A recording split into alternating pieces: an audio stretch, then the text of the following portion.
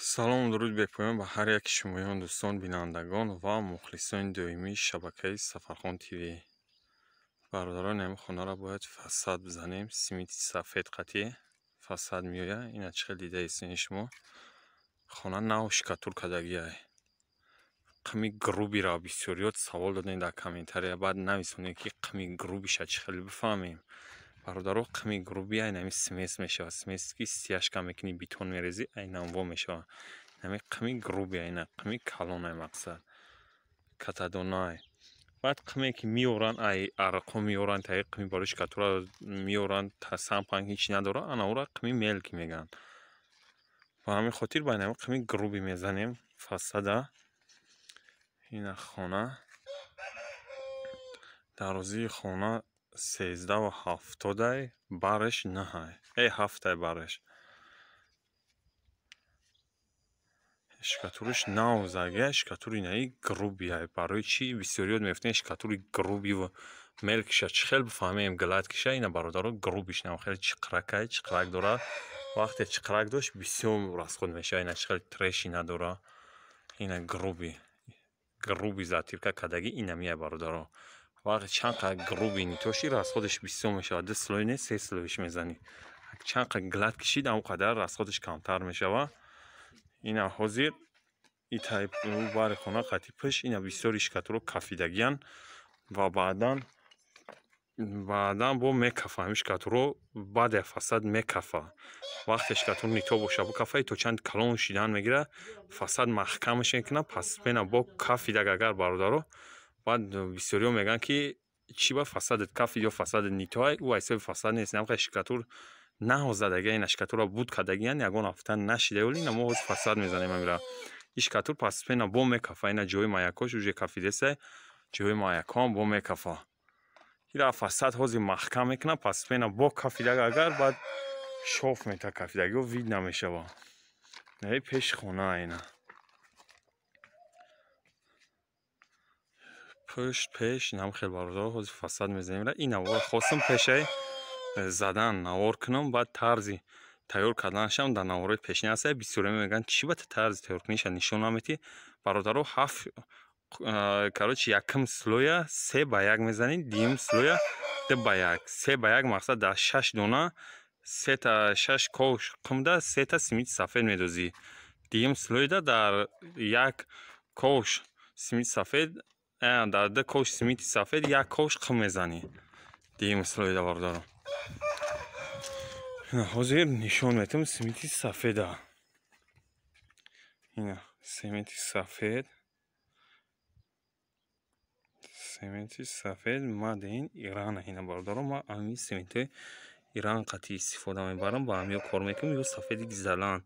бо аст ами симити сафед короче узбекия. узбекиё сафеди чётка намеояд, камта зарча меояд. ай узбекида сафеди симитои иронӣ хубай. ирониё гизаламия. ин аппарат мохай навай оли аппарата ҳуй накардем, ҳуй мекунем. баъдан бо навор мекунем. аппарата отдельно пешкаши мо мегардонем. сабираткуниша. ин хай симити сафед мон. хай бародаро далши бо навор мекунем. пешкаши мо мегардонем. дастгирро фаромӯш накунед. ҳама каса як дастгирӣ кунем беҳтарин мешавад. кадоми меҳмонен ҳатман обуна шен ва ҳамин видеои моро дар имо ватсаптон поделиться кунед. касоне дар хел ремонтҳо маъқулай баъдан метавонанд дар номерҳо бинависонанд ё ки занг бизананд. нашоти нарх, расход ҳамаш бо суҳбат мекунем. ина бародаро задем дуюм слоя тамом кунем. ин тарафша ина аиро стоиҷара шикатур нитобат слишком нито баъд будаг шикатурам ина ира 2 слой не 3 слой задем. ҳисоби шикатур нито будан шитоби пур шава. баъд пешаи задан иҷа навор кардам. иҷо кафидагӣ бадина бародаро. ҳозир вообще кафидагиҳо ягон таш наметавад. кафидагиҳо пони маҳкам кунем. 3 слоида ҳама гум шид. на ҷои маяк, на кафидагии дигар ҷош вообще наметавад. как нада мақсади барбучи тайёрай. иҷара таша задагием.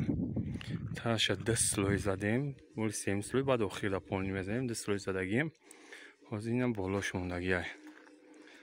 بالای جرا بزنیم خدا خواهد بود تمام میشه. بعد دیم سلوی را زدن بود کردن گیردی نمی ترزور را اتکوس میزنیم و کراسکای اسفال نسبتی ماسنی. نه بعضی ها میگن کوادرات پشکی حساب میکنه روان میکنه، بعضی کلینتو میگن نمقه کوادرات در ترزش مینوس میکنه، فکر نمیکنه که گیردی نه در ترزه را ما میزنیم، نه جور اتکوس را فساد میزنیم، بعد اتکوس میزنیم پونین همه در چیز زیو بشنیم کلیونکا زنی کلیونکاش هم میزنیم، بعدا و کروگی درونی ترزه را اتکوس را فساد میزنیم، شوبا میزنیم، بعد کراسکا میکنیم مولا مولش بسیار چه مایه ترزه را سر کار میگیره. ایده چرا بزنه 5-6 کوادرات میزنی، با همین خاطر ما ترزه را مینوس نمیکنیم، یک جویا حسابش میکنیم، بعدا بعضی هاش مینوس میکنن زنگ میزنن قدر از خود میشه، همین قدر کوادرات ها از خود شما حساب میکنیم، روان میکنیم سیمنت کلینتو بعضیش خود چون میزنه یا خودمون زدنی میریم سیمنت کمی میکنه نمیرسونه، بعد میگه چی بته دروغ گفتی نم قدره نم قدر میروه اینا نرفته در 100 کوادرات 3 خوبشه گفتی 3 خوبشه نرفته، بعد ما حسابش میکنیم دی ترزه و دارو و جورا میزنیم حساب میکنیم کوادرات زیادتر و مینوس که پشکی روی که با همین خاطر باردارو در همین ویدیو را تماشا کردید خیلی فساد زدنی پر راش حساب کنید گیری در ترزه و مینوس نکنید حساب کنید روان کنید، بعضی ها تشکاتورتون گنده نیتوه 10 سلوی نه 3 سلوی میزنیم بعد پر میشه و راست میشه و نه نگاه کنید شکاتور از زتیرکش چخیل میتوه اینا زتیرکش چخیل نیتوه 2 تنه 3 تا میزنی بعد پر میشه و وقتا میشه و اینا خیلی دوستان حاضر بود کنیم با نوار میکنیم پیشکش هر یک شما میگردانیم، دستگیر رو فراموش نکنید شما که دستگیر شما پیشروی ماه همه کسا این ویدیو ما را در ایمو واتساپتون پادلیس کنیم بهترین میشه و فکرهای خودتون حتما بنویسونید دوستان در کامنتاری و کسانی که میخوانم خیر ایمو کردن نمیرو در آخر ویدیو میشه و میتونید زنگ بزنید یا در واتساپ ایمو بنویسونید نشد نرخ نو صحبت میکنیم با اونید پشتی تیار شد خونه امروز میسته پگه کراسکاش میکنیم قوق شو کنکره نه اگر قوق نشد سکوچی مالیر نه نمیقبه کنکره نه قوق شو بعدا با کراسکاش میکنیم برادرو کارو بار دارشی با بود کدوم نوار میکنیم پیشکش هر یک شما میگردانم. این دوستان بینندگان و مخلصین دائمی شبکه سفرخان تیوی فساد از این تمام کنیم فقط کراسکا کنی 4 اوگل گردی اتکاسی در ترزه موندگی بردار уже قاق شده با قاقی سریوز نیم شدگی نیسته 3 سلوی زدگیم 1 سلوی نیست 3 سلوی زدگیم گروبی اومگه و قمی گروبی زدگی میشه این طرف بالاخره تموم کردیم این پیشم اوجه پونی بود شید ایسنی خونه که پشت خونه را نوازیم تمام کنیم قاق شده ولی سریوز نه قاق نشده بردارم اینه طرف خونه فسادش با 4 اوگلا قطعی گیری در تیزه کراسکا میکنیم بعدا با نوار میکنیم پیشکش ما میگردیم برادارو این نوار بود پیشه کراسکا کدن خیلی ایسته این خانه پاونی تیاره حاضر ویدیو پیشه نگاه کنین حاضر شد دلش نوار میکنیم پیشکش ما میگردیم این برادارو پاونی فساد از این تمام کنیم خانه فسادش تیاره 4 اوگلش قطعی در تریزه سویتی کرشنی زدگی اتکاسای ما 30 سانتیمتر پامیز طالبی کمادگی های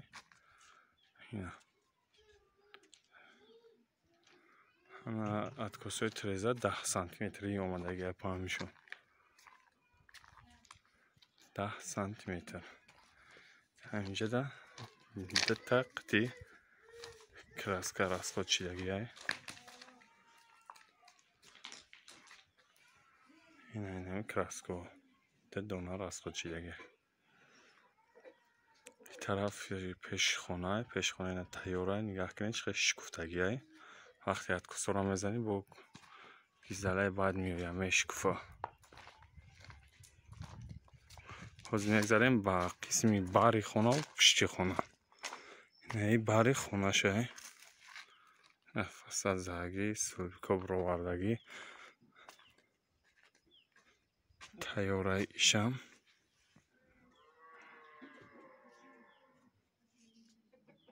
پون بار تیار.